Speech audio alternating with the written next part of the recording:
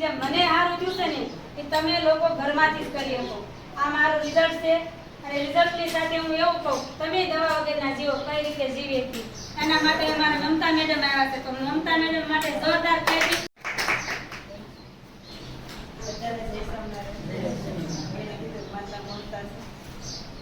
આપણે એમ કહીએ કે દવા વગરનું જીવન, પણ આજે કોઈનું દવા વગરનું જીવન નથી. કારણ કે આપણે જીવવાની પદ્ધતિ ફેરવી.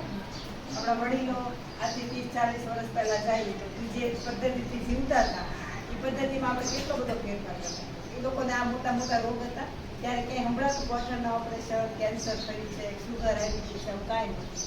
અને હતું તોય કોક ઘરે આપણને ક્યાંક ક્યાંક જોવા મળ્યું. આજે આપણે ઘરે ઘરે આ નાના બાળકોને તો એટેક આવી જાય છે. નાના છોકરા 18 વર્ષ, કારણ કે આપણે આખું જીવન આખું બદલી રહ્યું. આપણે આધુનિકતા તરફ જે આપણે એમ કે પણ જેટલું વિજ્ઞાન વિકસિત સારું કર્યું ને આપણે જે અપનાવ્યું છે ને એમાં આપણે થોડો બહુ થઈ ગયું છે. એટલે આ બધા રોગ વજન જ્યારે આપણું જેટલું વજન ઉપર વધે છે ને તો ગોઠણની તકલીફ થાય છે. વજન વધારે એટલે પહેલા ગોઠણ દુખવું આવે, પાણી દુખવું આવે, કમર દુખવું આવે. આવું કંઈક મારું હતું. મને મારું 94-95 કિલો વજન હતું એટલે મને ગોઠણે દુખતો, પાણી દુખતી, કમરે દુખતી, ગેસ થતો, એસિડિટી થતી. પછી બીપી ઘટી જાય તો એના ઇન્જેક્શન લેવાના, આ બધી દવાઓ લેવી. પણ જેવું હું આ કેવી કે આ ફેમિલી યારે જોઈન્ટ થઈ જૂમના માધ્યમથી બધે લેતી થઈ અને સવારના નાસ્તામાં એમાં ફેરફાર કર્યો એટલે મારું વજન મેં 22 કિલો ખાતા પીતા 22 કિલો વજન ઘટી ગયું. જેવું વજન ઘટ્યું એટલે ગોઠણ, પાણી, કમર આ દુખાવા ક્યાં આવ્યા ગયા મને અત્યારે કોઈ જગ્યાએ ક્યાંય જીવવા અઢી વર્ષથી મેં ડીપેલના ઇન્જેક્શન નથી લીધા. ડોક્ટર પાસે જાય છોકરાઓને ગમે એને રજા હોય કે ધંધા મોડા હોય એટલે 9-10 વાગ્યા સુધી તો સૂતા હોય. એવી રીતે રાતે 9 વાગે ખાય, ત્યારે 10 વાગે ખાય, 11 વાગે ખાય અને 12-1 વાગ્યા સુધી જો બહાર ફરે સિટીમાં તો રાતે 12 વાગે 1 વાગે નાસ્તો કરે. કેવો નાસ્તો? બધું બહાર. આપણી ઘરે આપણે કંઈક ખાવાનું લીધું હોય તો ગ્લાસ ઊંચી લેતા હોય, થાળી લઈ તો પેલા થાળી ઊંચી રોટલી મૂકવી. બહાર કેમ રાંધે છે, કઈ રીતે બને છે આપણને ખબર છે નહીં. એના રસોડા જોઈને તો આપણે ખાવું નહીં ખાવું. એ સિવાય આપણે આ ખોરાકમાં એવા મીઠા ઝેર આપણે ભેળવી દીધા છે કે જે આપણને બહુ નુકસાન કરે. એમાં આપણે કહ્યું તો મીઠું ખાવું. પેલા કાંગરા મીઠું ખાતા દરિયાનું, સાદું સિમ્પલ, કોઈ કેમિકલ ખબર નથી. આજે આપણે ટાટા નમક, આયોડિન યુક્ત નમક, પછી કહેવાય કે બધા કેમિકલો સાથે સ્પેશિયલ વ્હાઈટ અને કણીવાળું નમક જોઈએ. આ બધું વધતું ગયું. મીઠું ખાવાની ના નથી પાડતા, મીઠું બંધ કરી દેવાનું નથી કહેતા, પણ આપણે પદ્ધતિઓ ફેરવી અને વસ્તુ હારી કેવી કેમિકલ વાળે શરૂ કરી દીધી ને આપણે નથી ખબર. એટલે પેલા ટ્રેક્ટરોની બધી સુવિધા હતી એટલે શરીર આખું કસરત થશે, પરસેવો વળતો, એટલે ગમે એવું ખાતા ને તો એ શરીર પચાવી રાખે.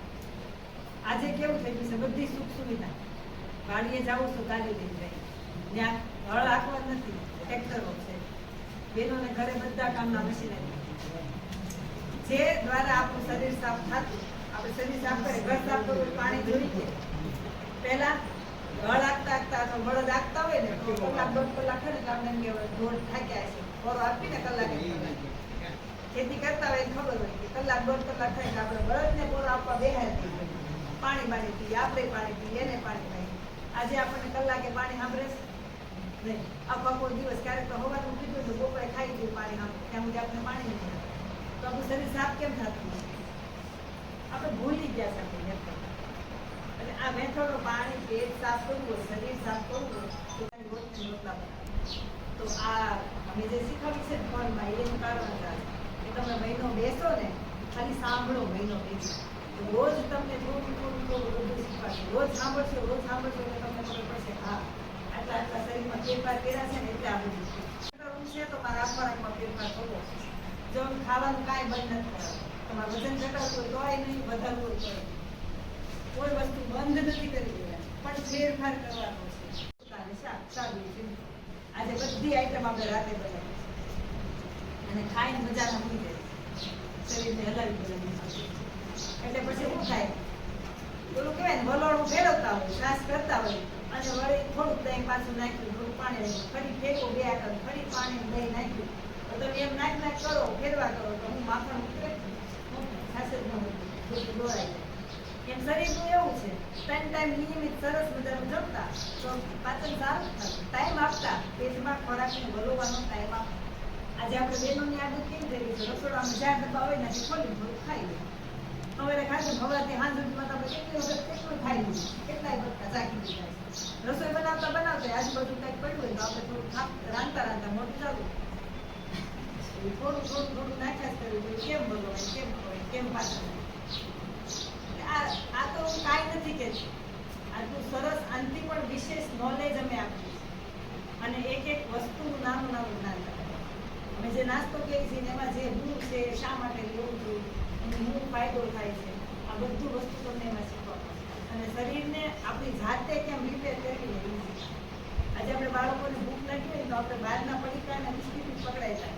પહેલા શું કર્યું, સરસ મજાની ગોળની ચીક્કી, દાણાની ચીક્કી બનાવી દેતા, દાળિયાની ચીક્કી બનાવી દેતા. આજે એ તો ક્યાંય કોઈ સાંભળતી જ નથી. તલની ચીક્કી ખાતી, તલ ખાતા. અત્યારે મુખવાસ આપણે કેવો સરસ બનાવતા, તલ, વરિયાળી, અજમા, દૂધીના. આજે મુખવાસની વેરાયટી કેટલી ગળી મુકાઈ નાખે, દાણા નાખે, કોલું નાખે, કોલું નાખે. ભૂંગળા વાળ દેતા, માંડવીને ગળે ખાધા. હા, ખીચામાં એક ખીચામાં દાણા અને એક ખીચામાં ગોળ, ભલે માટી ચડી ગઈ જાય થોડી લઈને ફરતા. જ્યારે ભૂખ લાગી કે આ મુઠ્ઠી દાણા લીધા, આ ગોળ લીધો, આ ખાધું. દેશી ખોરાક હતો ને મજબૂત ખોરાક હતો. આજે એવું તો બાળકો ને કાંઈ હાલે જ નહીં. એટલે આ ખોરાક થયો જ બધો. પહેલા આપણે દાળ શાક બનાવતા તો ગોળ જ નાખતા, તો બધા ખાંડ નાખતા. ખોરાકની પદ્ધતિઓ ફેરી એટલે આપણા શરીરમાં બધાય ઘરના રોગ આવે, બધી વસ્તુ. એટલે આપણે કુદરત હારે નથી, પણ કોઈક 24 કલાકમાંથી 12 કલાક કામ કરી લે, કોઈક 15 કલાક કામ કરી લે, કોઈક 8 કલાક નથી કરતો, 5 કલાક. કેમ? સમય હરખો છે, જાગે નહીં વહેલા, સુવામાં વયો, મોબાઈલમાં વયો જાય. ત્યાં તો બહાર આપણે ઓટલા પરિષદ થઈ ગઈ, વાતું થઈ ગઈ વધારે, અને આદુનું રસ કરીને પાઈ દે, આ બધું રસોડામાં હતું.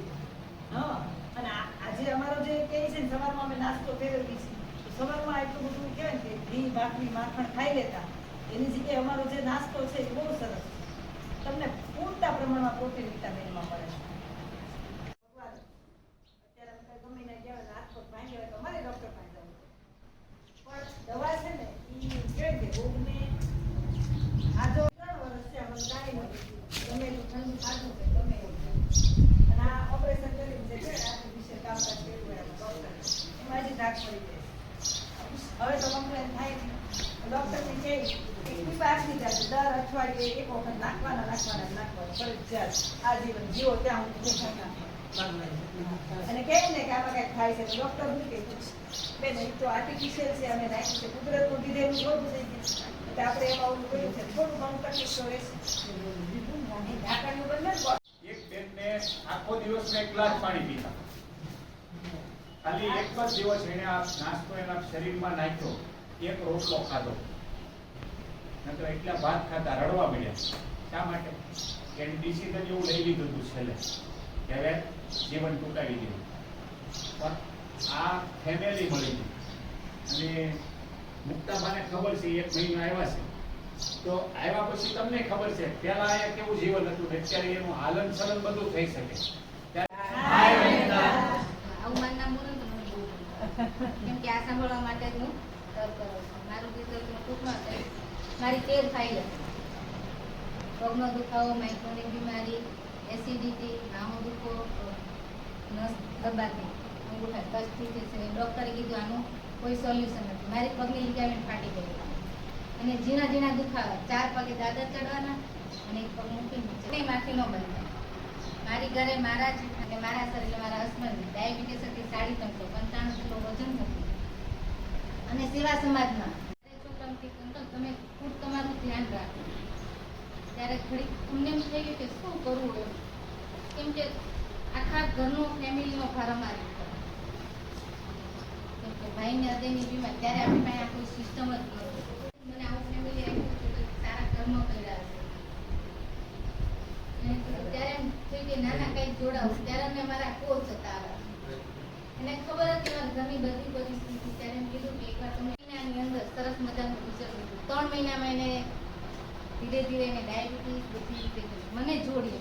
મારી જે 13 ફાઇલ હતી અત્યારે ત્યાં છે ને મસ્ત મજાનું ત્યારે છોકરાએ કીધું કે અંકલ તમે જે કરો છો એ સારું કરો છો, કેમ કે મારાથી આ કામ ન થયું. કેમ કે જ્યારે પાવર જ વધારતા ગયા ડોક્ટર, એ સીધે કે અંકલ અહીંયા જવાનું છે, અહીંયા રિપોર્ટ કરાવવાનો, એટલે ક્યારેક દવા પાછી નથી થઈ પણ પાવર વધતો ગયો. ડાયાબિટીસ ક્યારેય દિવસ નથી. મારી પણ બીપીએલની તો મેં 3 વર્ષ સુધી બીપીએલના ઇન્જેક્શન લીધા પણ કોઈ ફેર નથી. 1 મહિનો લેવાના પછી પાછું છે ને 3 મહિના સુધી એમ નહીં લેવાના. થોડું પ્રોટીન થઈ ગયું ત્યારે મને અનુભવ એવો એકદમ થાય કે ઓલા બાએ મને છે ને આશીર્વાદ દીધા છે, આવા આશીર્વાદ એ આપણને કામ લાગે છે કે કોકનું સારું થાય ને તો એમ કે જા બેને મને રસ્તો બતાવ્યો. બસ આ જ રસ્તો મારી માટે કરતો આ જ મારા તમારા ટાઈમ ઘણો થઈ ગયો.